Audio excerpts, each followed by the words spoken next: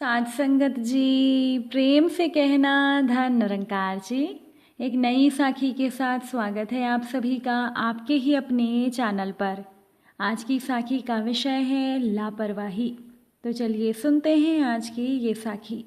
साध संगत जी, सोहन जी एक दुकान से खरीदारी कर रहे थे। तभी उन्होंने उस दुकान के कैशियर को एक 6-7 साल के लड़के से बात करते हुए सुना। कैशियर उस बच्चे से कह रहा था, माफ़ करना बेटा, लेकिन इस गुड़िया को खरीदने के लिए तुम्हारे पास पर्याप्त पैसे नहीं हैं।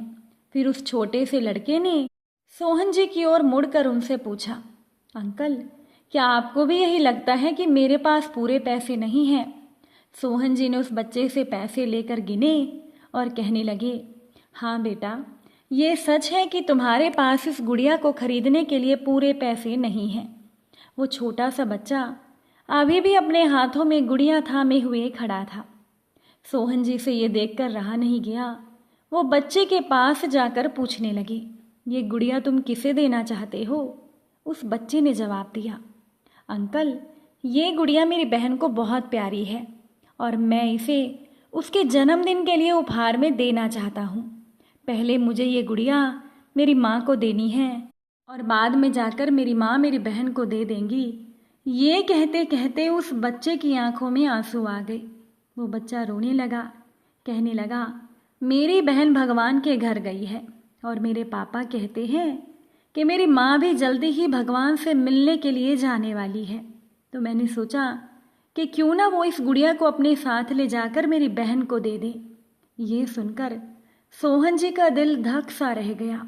उस बच्चे ने ये सारी बातें एक ही सांस में कह डाली थी और फिर वो बच्चा सोहन जी की ओर देखकर बोला कि मैंने पापा से कह दिया है कि माँ से कहना वो अभी ना जाएं, वो मेरा दुकान से लौटने तक का इंतज़ार करें। और फिर उस बच्चे ने सोहन जी को एक प्यारा सा फोटो दिखाया जिसमें वो बच्चा खिलखिलाकर हंस रहा था। उस बच्चे ने सोहन जी को कहा, मैं चाहता हूँ कि मेरी माँ मेरा ये फ़ोटो भी अपने साथ ले जाए ताकि मेरी बहन मुझे भूल ना पाए। और मैं अपनी माँ से बहुत प्यार करता हूँ और मुझे नहीं लगता कि वो मुझे ऐसे छोड़ने के लिए राजी होंगी। पर मेरे पापा कहते हैं कि उन्हें मेरी छोटी बहन के साथ रहने के लिए जाना ही पड़ेगा। इसके बाद फिर से उस बच्चे ने उस गुड़िया को गमगीन आंखों से खामोशी से देखा। अब सोहन जी के हाथ जल्दी से अपने बटुए तक पहुँचे और सोहन जी ने बच्चे को कहा कि चलो एक बार और गिनती करके देखते हैं कि तुम्हारे पास गुड़िया के लिए पर्याप्त पैसे हैं या नहीं। बच्चे ने कहा, ठीक है, पर मुझे लगता है कि मेरे पास पूरे पैसे हैं।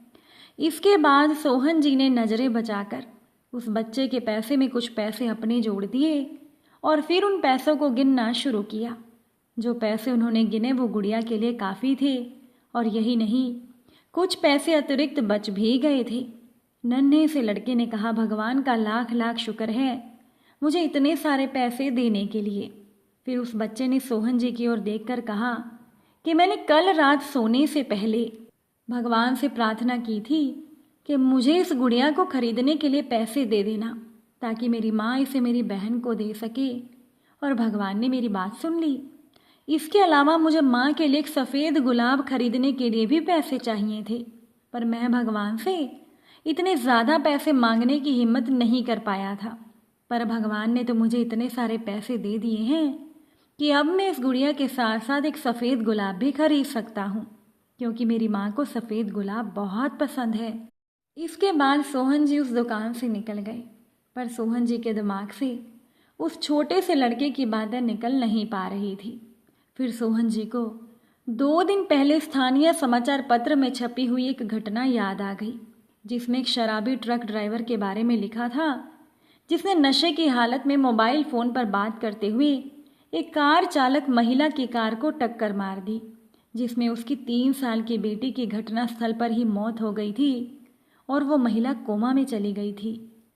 अब एक बहुत ही ज़रूरी निर्णय उस परिवार को ये लेना था कि उस महिला को जीवन रक्षक मशीन पर बनाए रखना है या नहीं, क्योंकि वो महिला कोमा से बाहर आकर स्वस्थ हो सकने की अवस्था में बिल्कुल नहीं थी।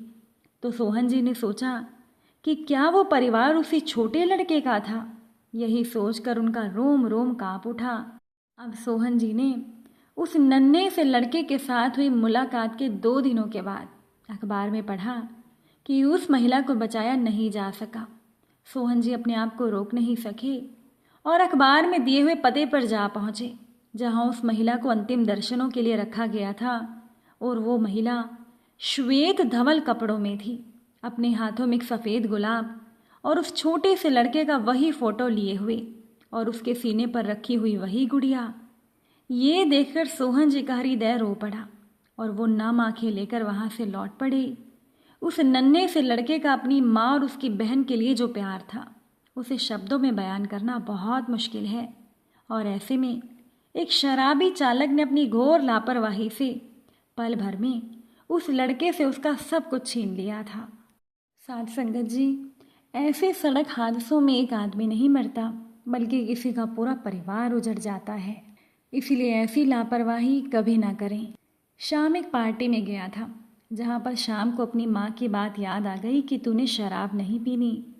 पार्टी में मौजूद सभी लोग शराब पीकर मस्ती कर रहे थे और शाम ने शराब नहीं पी।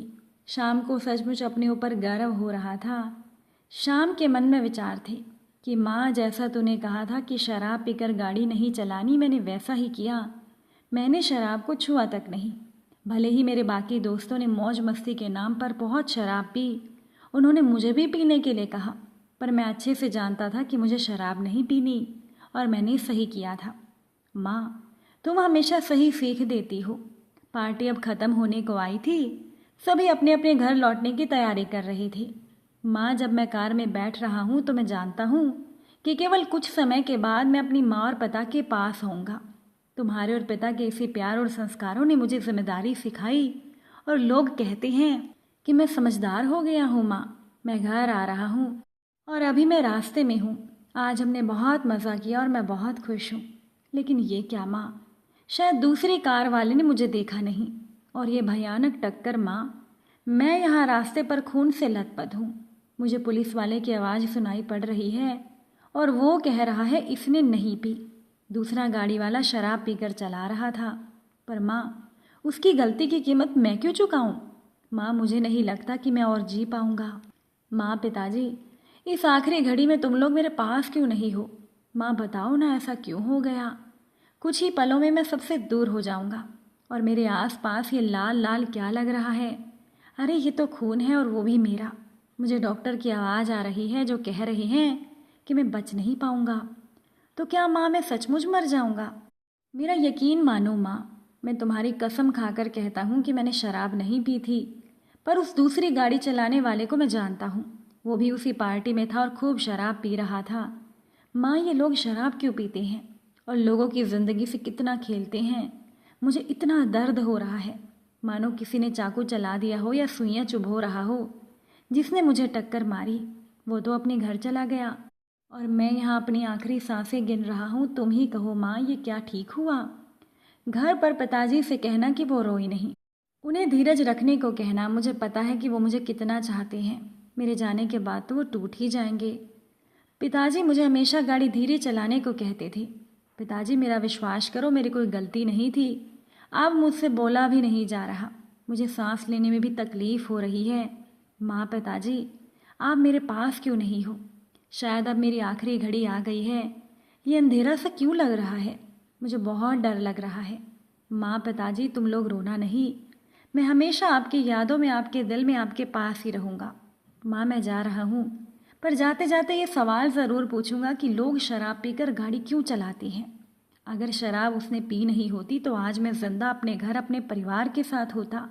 साथ संगत जी, इस साखी को ज़्यादा से ज़्यादा लोगों तक ज़रूर पहुंचाइएगा, ताकि किसी के शराब पीकर गाड़ी चलाने से किसी और के घर का चिराग ना बुझ पाए। इसीलिए इसे ज़्यादा से ज़्यादा शेयर ज़रूर कीजिएगा। आप सभी से फिर मुलाकात होगी नई साखी और नए विचारों के साथ।